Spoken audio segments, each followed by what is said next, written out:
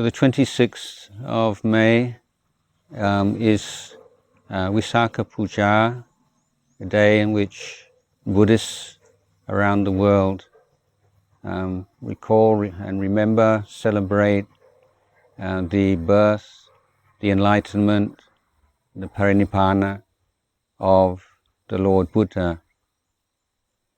It's a time for us to reflect upon certain ways of dealing with our situation, certain ways of living our lives as human beings. It's not just the recollection of some historical event. So, as Buddhists, our belief in the enlightenment of the Lord Buddha is really a belief in the ability of, or the potential for enlightenment in the human being, and that includes ourselves, because the Buddha was enlightened as a representative of the human race, and his enlightenment was a proof of our capacity for enlightenment. So enlightenment might seem a long way away for most of us, but if we break it down very simply, it's a matter of training and a matter of education, a matter of abandoning all that is unwholesome and unvirtuous in our body, speech and mind, cultivating all that is skillful and wholesome and good, and of purifying our mind. So whatever way of life we lead, whatever our role in society, whatever our responsibilities may be, these challenges are constant. How can we abandon the unwholesome within us? How can we cultivate what is good and wholesome? How can we purify our minds?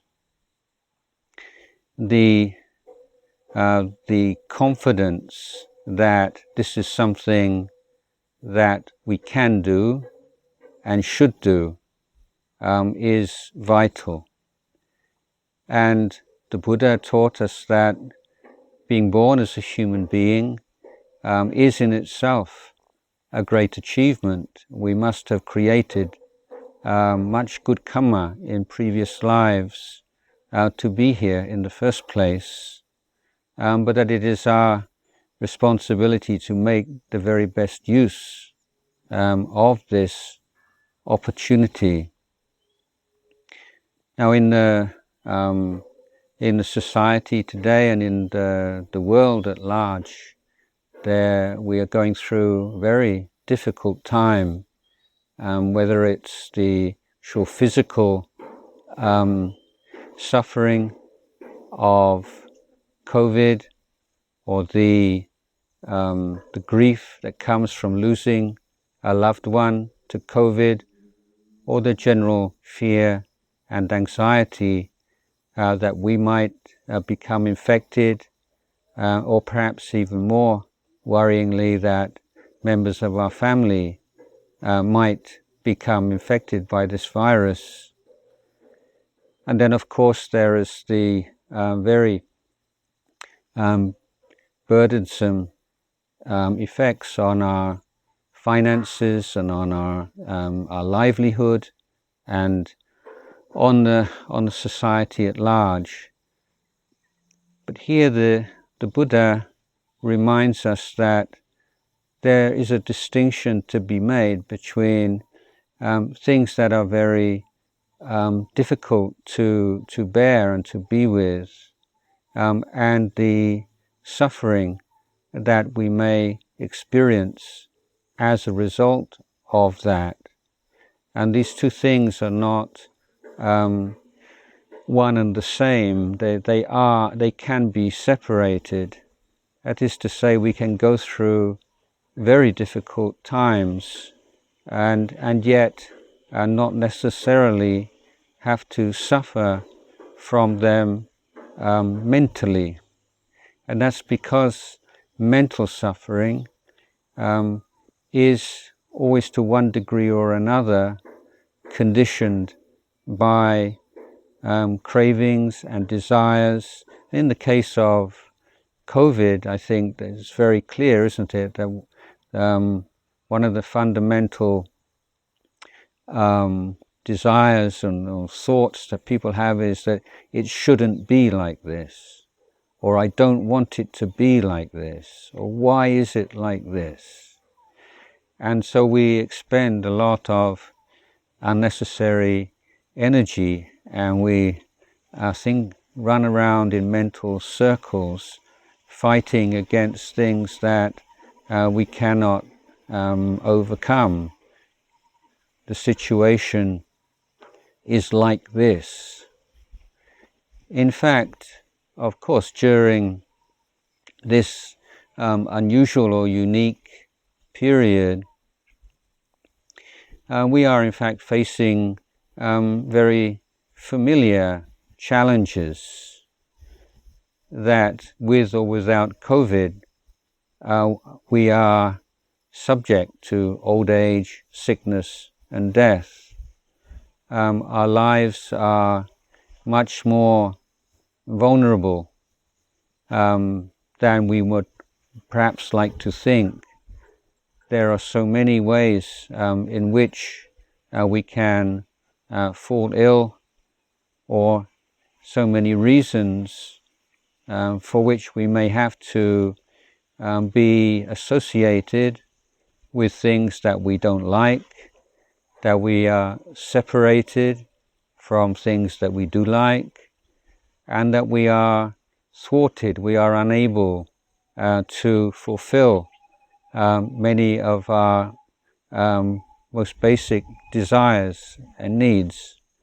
So these kinds of challenge, how we deal with being associated, having to be close to, be binded with things we don't like, how we deal with separation from what we do like, how we deal with not being able to get what we want. These are universal facts of human existence, and the Buddha spoke of them, and they didn't arise with the Buddha either. They've been there as long as human beings have been in the world.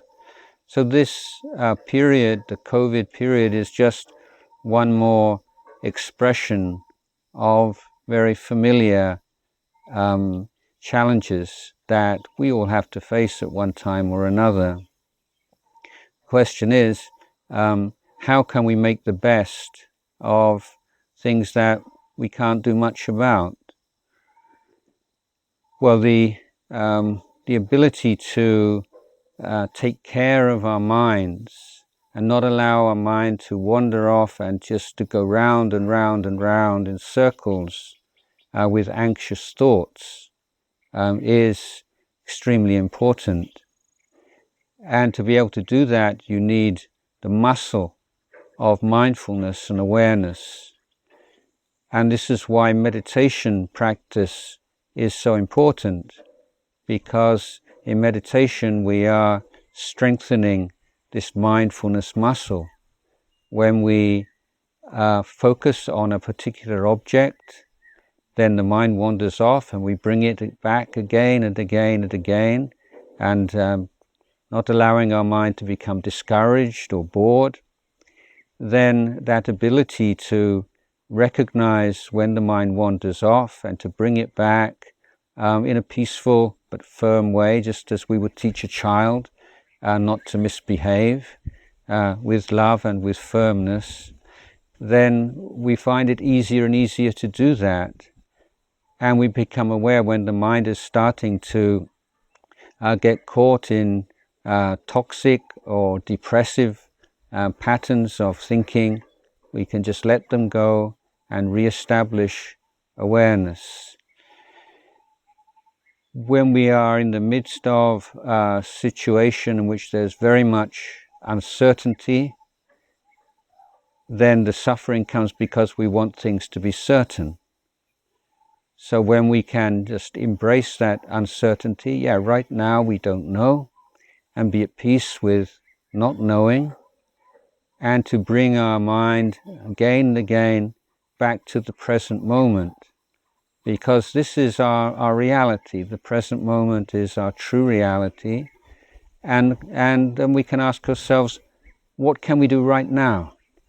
Maybe not what we can do tomorrow or in the next month, or not thinking in the abstract, but thinking very concretely about what can we do right now, what can we do this morning, what can we do this afternoon, to make the best of the situation we find ourselves in, and learning to find ways to deal with the mind so we can keep the mind in a happy or content frame.